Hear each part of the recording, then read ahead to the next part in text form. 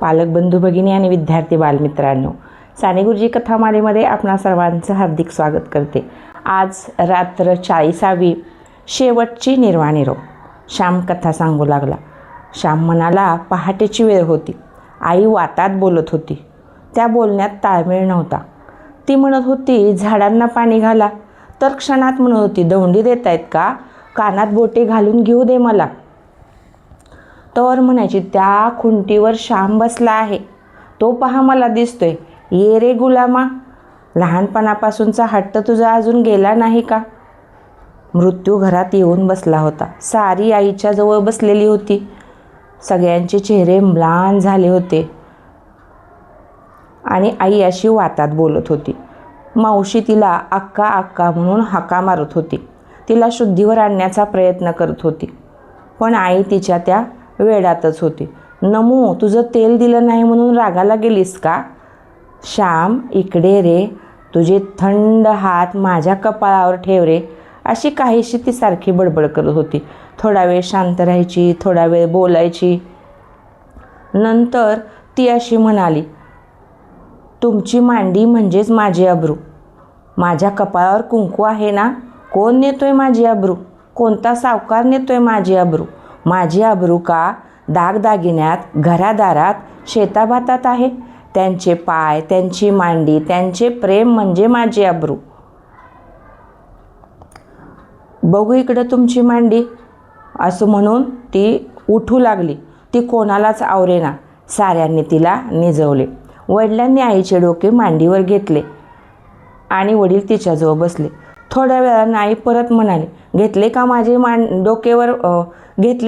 डोके मांडीवर?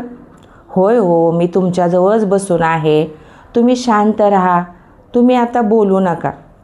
पाणी पाणी, आई म्हणाली। मावशीने तिला थोडे पाणी पाजले। परत थोडा वेळ शांतता। परत आई म्हणाली, श्याम, आलास काय? सारी आलीत वाटतं, ये। अरे, तुझा अभ्यास सोडून कशाला आलास? मी नेहमीच तुझ्याजवळ आहे, तू माझ्याजवळ आहे।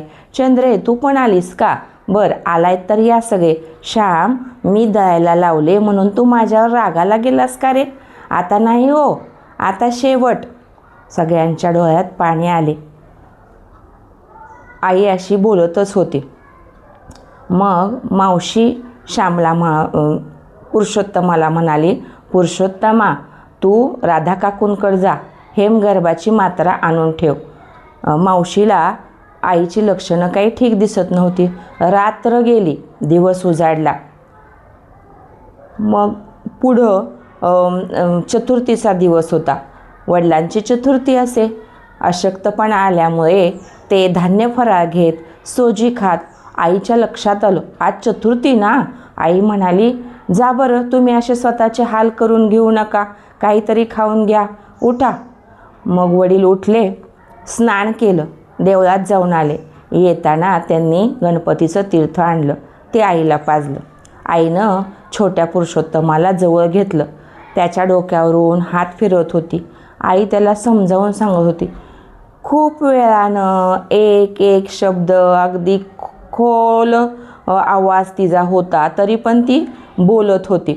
ती पुरुषोत्तमाला म्हणाली, घाबरून जाऊ नकोस, दादा आणि अण्णा तुला आहेत, मावशी आहे, चांगला वाग, नीट राहा। पुरुषोत्तम रडू लागला। आई त्याच्या डोक्यावरून हात फिरवत होती।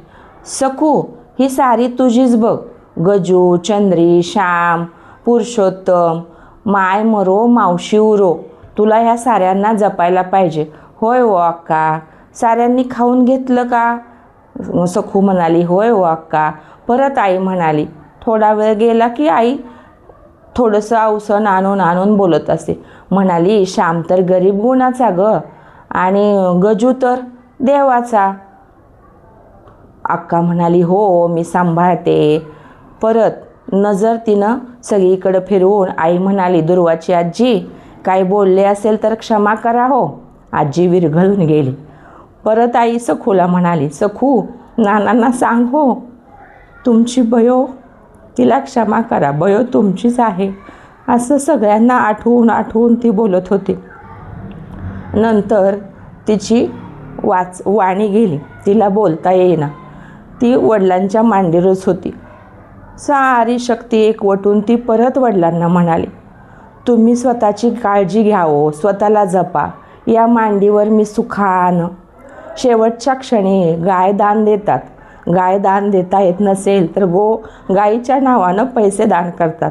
मावशीनं भाऊंना ब्राह्मणाला बोलवायला सांगितलं. ब्राह्मणाला बोलवलं. आईच्या हातानं गोप्रदानं सोडण्यात आलं. नंतर आईची वाणी गेली. तिला बोलता येईना. ती नुसती टकमक पाहत होती. पुरुषोत्तमच्या डोक्यावरून हात फिरवत होती. मध्येच वर बोट करून देवाकडं चालले असं म्हणत होती. आईची लक्षणं काही चांगली दिसेनात. डॉक्टरांना बोलावून आणलं. डॉक्टरांनी नाडी तपासली. डॉक्टर म्हणाले, अर्ध्या तासात सगळं जिकडं तिकडं होईल. शेजारच्या बायका गोळा झाल्या. राधाताईंनी गंगेचं पाणी आईच्या तोंडात सोडलं. तुळशीपत्र तिच्या तोंडात ठेवलं. हेमगर्भाची मात्रा तिच्या जिभेला चटका दिला आणि आई बोलली, सारी जपा हो.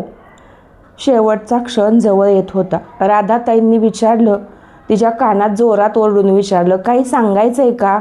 काही बोलायचं आहे का? आई दोन्ही हात हलवून म्हणाली, काही नाही.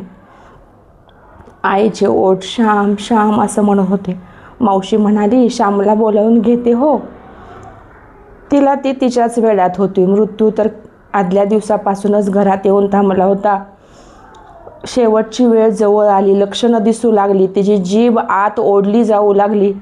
आईला घोंगड्यावर ठेवण्यात आलं. तिच्या तोंडात तुळशीपत्र ठेवलं. गंगेचं पाणी सोडलं आणि नंतर थोड्याच वेळात आईनं राम म्हटला. आई सगळ्यांना सोडून निघून गेली. भाऊंची पुण्याही गेली. पुरुषोत्तमाचं कृपाछत्र हरवलं. गजू आणि श्यामची स्फूर्तिदात्री प्रेममय देवता गेली. या जगातून आई सर्वांना सोडून गेली. मोहमायेतून सोडून निघून गेली. ज्या ठिकाणी तिला मोठ्यांकडून प्रेमाची ऊब मिळेल अशा ठिकाणी गेली. या कथेतून आपल्याला काय शिकायला मिळालं ते मला कमेंट्समधून कळवा. व्हिडिओ पूर्ण पहा. व्हिडिओ आवडल्यास लाईक, शेअर, सबस्क्राईब करा. धन्यवाद.